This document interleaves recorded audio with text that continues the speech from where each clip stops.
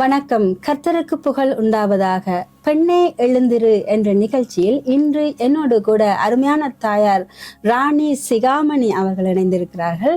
இன்றைக்கு அவரோடு நாங்கள் உரையாடி அவருடைய அனுபவங்கள், அவருடைய ஊழியத்தின் பாதைகளை குறித்து நாங்கள் உரையாடலாம். அவருடைய அனுபவங்களை கேட்டு தெரிந்து கொள்ளலாம். Praise the lord aunty. Praise God.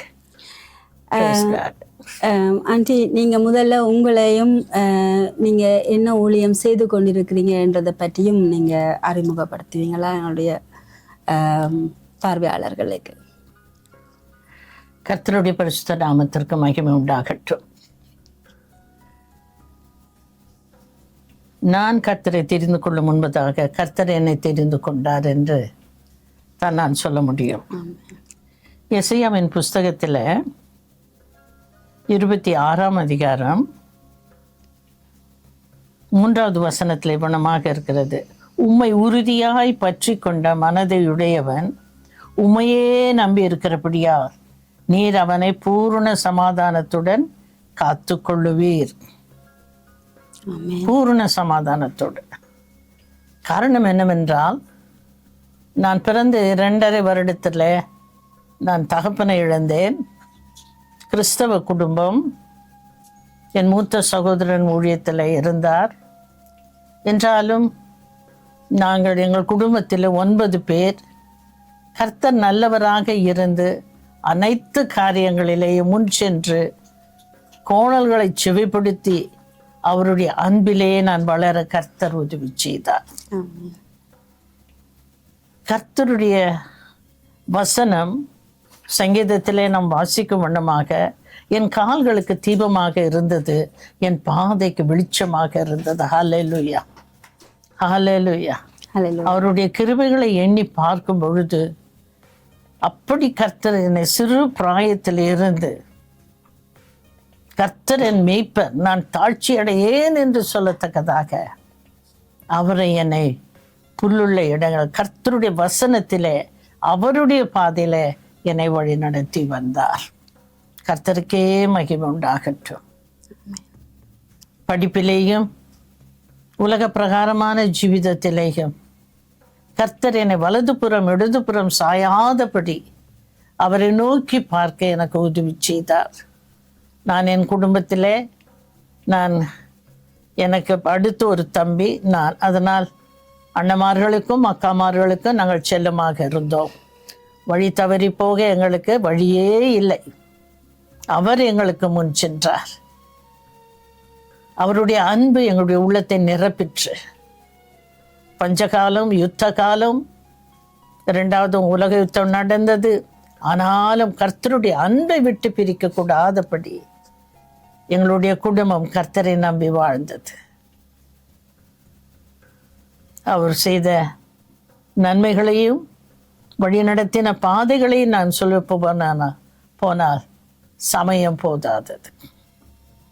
இவ்வளமாக வளர்ந்து வந்த நாட்களிலே எனக்கு காலில் ஒரு முழங்கால், வலது முழங்காலில் ஒரு அடி இருந்ததுனால ஹாஸ்பிட்டலுக்கு போக வேண்டி வந்தது. அப்படியாக நான் சென்ற பொழுது என்னை ஒரு நர்ஸ் அழகாக என்னை டேபிள் அப்பொழுது எனக்கு ஒரு 8 வயது இருக்கும், டேபிள் மேலே உட்கார வைத்து வலி இல்லாமல் எனக்கு பேண்டேஜ் போட்டார்கள். அன்று என் உள்ளத்திலே ஒரு ஏக்கத்தை கர்த்தர் கொடுத்தார்.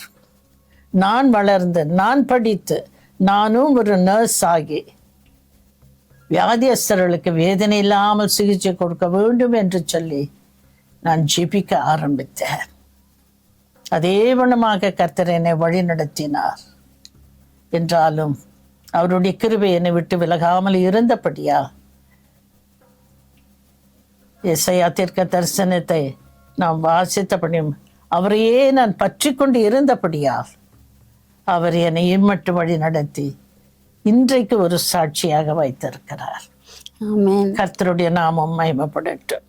இப்போ ஆண்டி, நான் உங்கள்கிட்ட கேட்க விரும்புகிற கேள்வி என்னன்னு சொன்னால், உங்களுக்கு ஊழியத்துக்கு அழைப்பு இருக்கிறது அப்படின்றத நீங்க எப்படி உணர்ந்து கொண்டீங்க, எப்படி அறிந்து கொண்டீங்க, எப்ப அறிந்து கொண்டீங்க? Praise God. Praise God.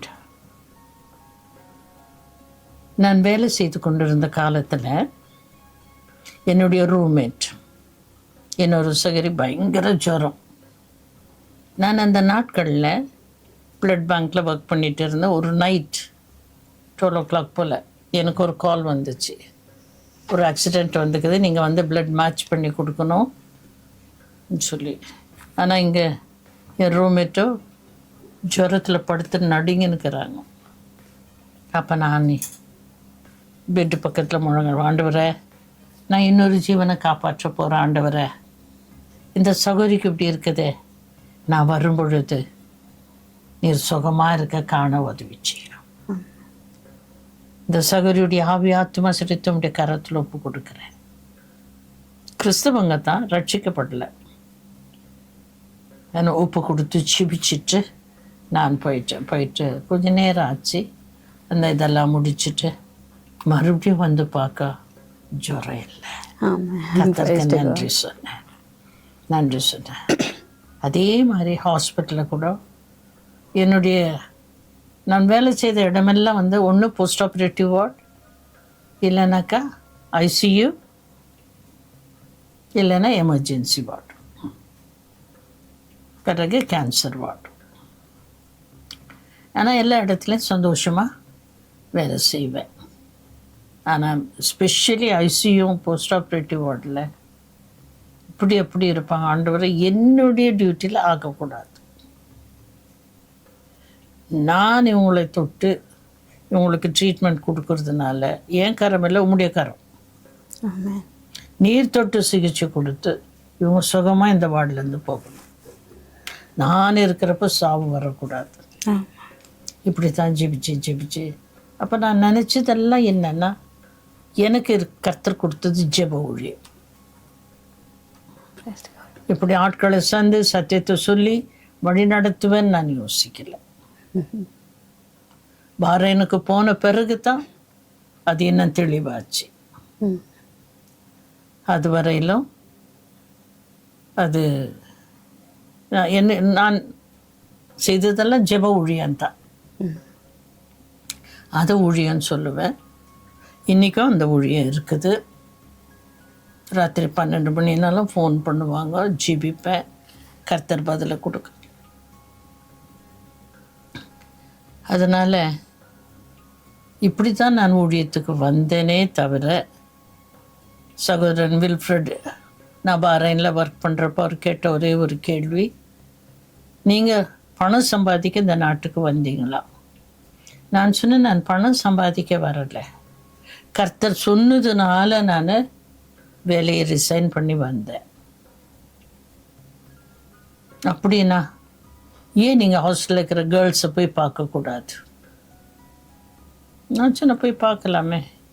ஏன்னா எனக்கும் என்னோட தங்கச்சிக்கும் 3 மணிக்கு நாங்கள் வேலையை முடிச்சிடுவோம், நாங்கள் ஃப்ரீ, நாங்கள் போய் பார்க்கலாம்.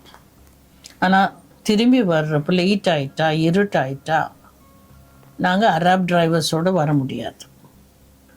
யார் எங்களை கூப்பிட்டு வருவா? அப்போ அந்த சகோதரர் சொன்னார், எங்கே இருக்கிறீங்க அட்ரஸோடு ஃபோன் பண்ணுங்கள், நாங்கள் வரோம். ஆனால் கர்த்தருடைய கிருபையில் அவர் தனியாகவே வர மாட்டார், மனைவியை கூப்பிட்டு வருவார். அவரும் வந்து அவங்களோட பேசி இன்னும் கொஞ்சம் லேட் ஆகும். அப்போ அந்த தங்கச்சி மாதிரி திட்டுவாங்க, நீங்கள்லாம் பேசின்னு வந்துக்கிறீங்களா, எப்படியாவது எங்களை, ஆமாம் உங்களமா ஆகும், உங்கள் மனசை மாற்றி எங்களுக்கு என்ன லாபம்?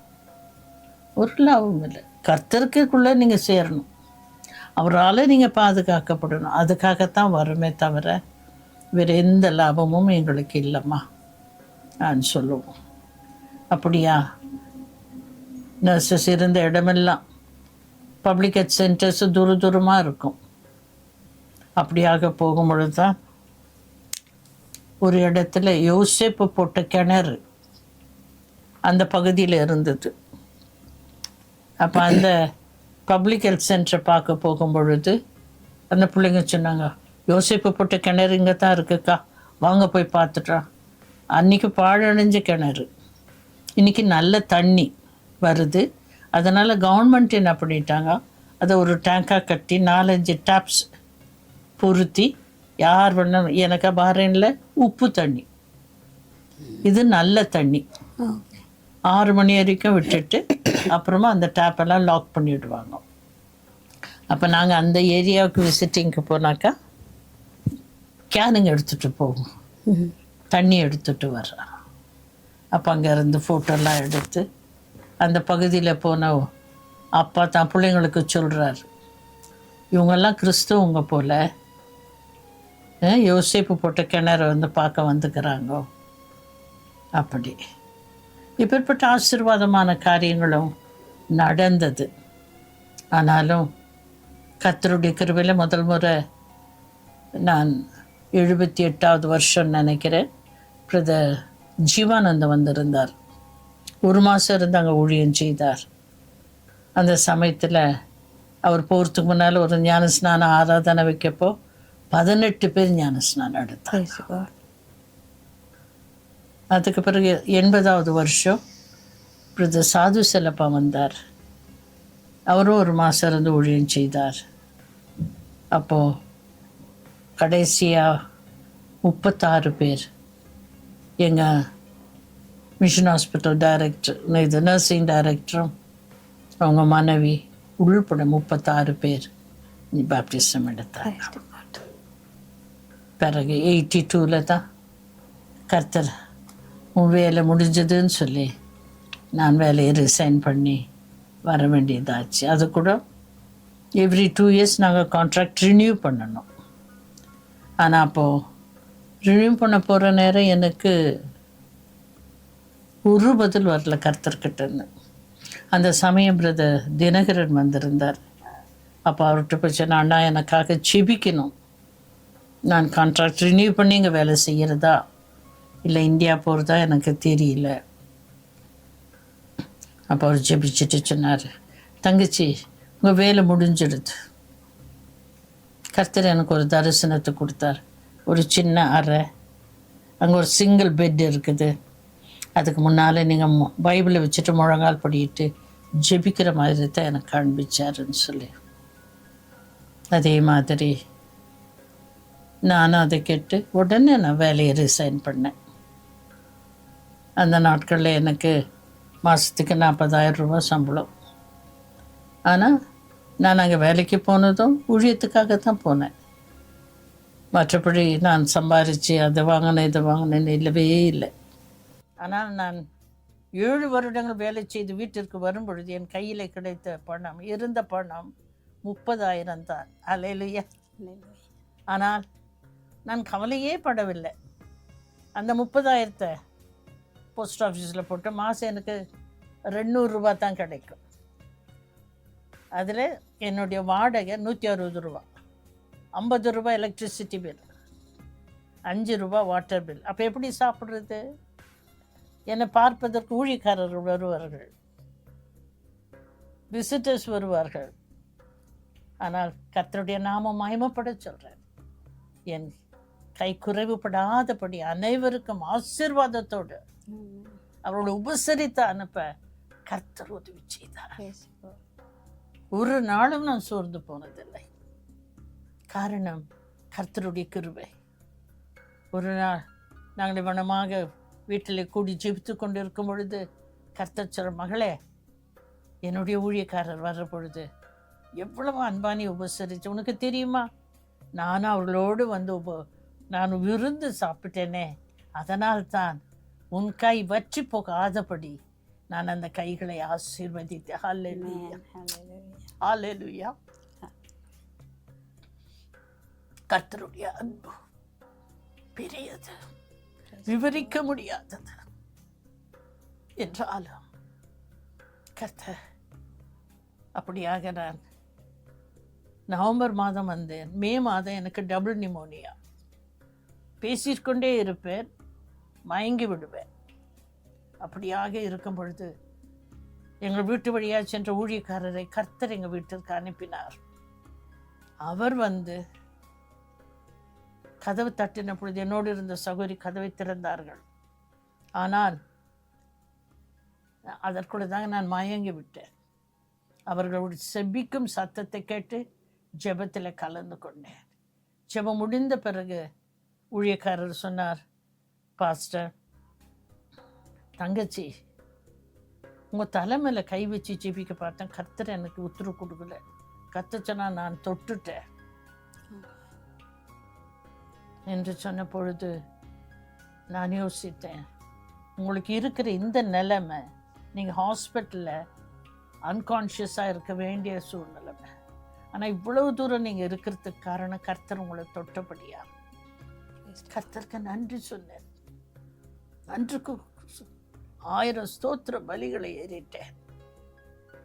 கர்த்தர் இவ்வளமாக என்னை நேசிக்கிறாரே, நான் என்ன செய்வேன் என்று சொல்லி இவனமாக கர்த்தருடைய கிருபை என்னை தாங்கினபடியினால கர்த்தர் மே 15ஆம் தேதி நான் அங்கே ஒரு ஹாஸ்பிட்டலில் உதவிக்காகத்தான் போய் அங்கே ஒரு 3 மாதம் தான் 4 மாதம் தான் வேலை செய்தேன். கர்த்தர் அதுவும் கர்த்தருக்கு பிடிக்கவில்லை என்று நினைத்து அதையும் நான் ரிசைன் செய்து ஜூன் மாதம் 3ஆம் தேதி எங்களுடைய சபை போதகரோடு கூட ஹைதராபாத் சென்றேன் ஊழியத்திற்காக. ஹைதராபாத்லே ஒங்கோல் 1 வாரமும் மெதக் என்ற இடத்துல இன்னொரு வாரமும் ஊழியம் செய்து, என்னோடு வந்த ஊழியக்காரர் அவர் பெங்களூர் சென்றார். நான் சென்னை சென்று சகோதரர் தினகரனை பார்த்து அங்கிருந்து இன்னும் 1 வாரம் கோயம்புத்தூருக்கு சென்று ஜூலை மாதம் வீட்டிற்கு வந்தேன். பூரண சுகத்தோடு, ஒரு மருந்து இல்லை. இவ்வளவு டிராவல் அந்நாட்களிலே ஜூன் ஜூலை பயங்கரமான வெயில் ஹைதராபாத்தில். ஆனாலும் கர்த்தர் என்னை பூரண சுகத்தோடு பலத்தோடு வைத்து அந்த ஊழியங்களை முடிக்க வீட்டிற்கு கொண்டு வந்தார். அவருடைய நாமம் மகிமைப்படட்டும். தேவ கிருபை. நான் நினைத்தேன், ஊழியத்திற்குத்தானே அழைத்து வந்தார், எங்கே செய்வது? எங்களுக்கு ஒரு சபை இருந்தது, ஆனால் ஊழியக்காரர் இருந்தார். ஆசீர்வாதமாக நடந்தது. எனக்கு அங்கே போக கர்த்தர் என்னை வழி நடத்தவில்லை. ஆனப்படியினாலே நான் என்ன செய்தேன், 40 நாள் ஆண்டவரை உங்களுடைய சமூகத்தில் இருக்க போகிறேன். நான் என்ன செய்ய வேண்டும், எப்படி ஊழியம் செய்ய வேண்டும் எனக்கு சொல்லித்தாரும் என்று ஜெபத்திற்கு உட்கார்ந்தேன். 5வது நாள் கர்த்தர் பேசினார், மகளே, இந்த நாட்டிலே மட்டுமல்ல, கடல்களை கடந்து உலகத்தின் பல பகுதிக்கு என் சித்தத்தை நிறைவேற்ற நான் உன்னை அழைத்து போகிறேன் என்று சொன்னார். கர்த்தருடைய நாமம் மகிமைப்படட்டும். அவர் கிருபை எனக்கு முன் சென்றது. அவருடைய பிரசன்னம் என்னோடு கூட இருந்தது. அப்படியாக நாங்கள் ஜெபித்து கொண்டிருந்த பொழுது 21வது நாள் எனக்கு லண்டன்ல இருந்து ஒரு கடிதம் வந்தது. நாங்கள் இம்மானுவேல் கிறிஸ்தவ ஐக்கியம் சபையை நாங்கள் 82ஆம் ஆண்டு தொடங்கியிருக்கிறோம். ஆனால் எங்களுடைய மனைவிமார் இருவருக்குமே தமிழ் தெரியாது. எங்களுடைய இம்மானுவேல் கிறிஸ்தவ ஐக்கியத்தை தொடங்கினவர் ஒரு ஆங்கிலேய போதகர், ஆங்கிலேய சகோதரர். அவர் பெற்றோருக்கு ஒரே மகன், ஒரு மில்லினியருடைய மகன். ஆனால் 18வது வயதில் அவர் தனது வாழ்க்கையை வெறுத்து ஈஸ்ட் லண்டனுக்கு வந்தார். அவ்வளவு பெரிய வசதியானவர், கேம்பலி என்ற பெரிய இடத்துல வசித்தவர். ஈஸ்டாம் ஒரு தள்ளப்பட்ட இடம் சொல்லுவார்கள். இங்கே வந்து ஆத்துமாக்களை சந்தித்து அங்கே பார்க்கும் பொழுது தமிழர்கள் டெலிவிஷன் முன்னால் உட்கார்ந்து பார்த்து அவருக்கு வேதனை. ஐயோ, மேய்ப்பன் இல்லாத ஆடுகளைப் போல இருக்கிறார்களே என்று சொல்லி அவருடைய சந்திக்க, ட்ராக்ஸ் கொடுக்க, சத்தியத்தை பகிர அவர் தொடங்கினார். அப்படியாக அவர் செய்து கொண்டு 76வது வருடம் அவர் தொடங்கியிருக்கிறார். அப்படியாக அவர் ஊழியம் செய்து வந்து கொண்டு இருக்கும் பொழுது தமிழ் அவருக்கு தெரியாது, ஆங்கிலேயர்.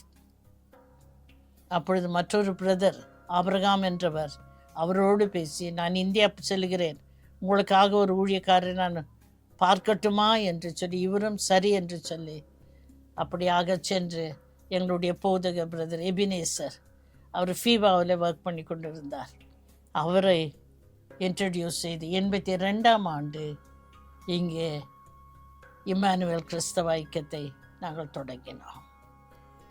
82ஆம் ஆண்டு 83ஆம் ஆண்டு எனக்கு கடிதம் வந்தது.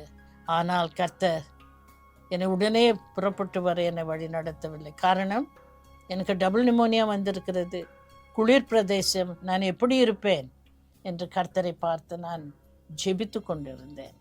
2 வருடம் கழித்து தான் நான் லண்டனுக்கு வந்தேன்.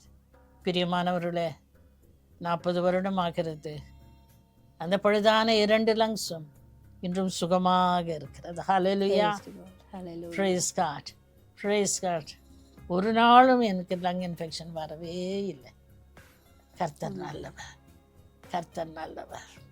இப்படியாக நான் சொல்லிக்கொண்டு போவேனே ஆக அவர் செய்த நன்மைகள் ஏராளம் ஏராளம். இப்பொழுதும் கூட இவனமாகத்தான் இன்றைக்கும் நான் கர்த்தருடைய சித்தத்தை நிறைவேற்றுகிறேன் என்று சொல்வேனே தவிர எனக்கு அது ஊழியம் என்றே எனக்கு வரவில்லை. அவர் நாமம் மகிமைப்பட அநேகர் கர்த்தரை ஏற்றுக்கொண்டு ஞானஸ்நானம் எடுத்தார்கள். பிள்ளைகளும் கர்த்தருக்குள்ளதாக வளர்ந்து வருகிறார்கள்.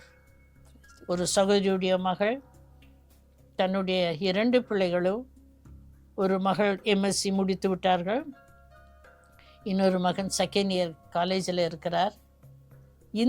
இந்த வயதில் பைபிள் காலேஜுக்கு சென்று ட்ரக் அடிக்ட்ஸ் ஆகவும் போதையிலேயும் ஈடுபட்டு இருக்கும் பிள்ளைகளுக்கு நான் காப்பாற்ற வேண்டும், என் பிள்ளைகளை காப்பாற்றினது போல் அவர்களை நான் பாதுகாக்க வேண்டும் என்று இந்த வருஷம் 2வது வருஷமாக பைபிள் காலேஜ் படித்து கொண்டிருக்கிறார்கள்.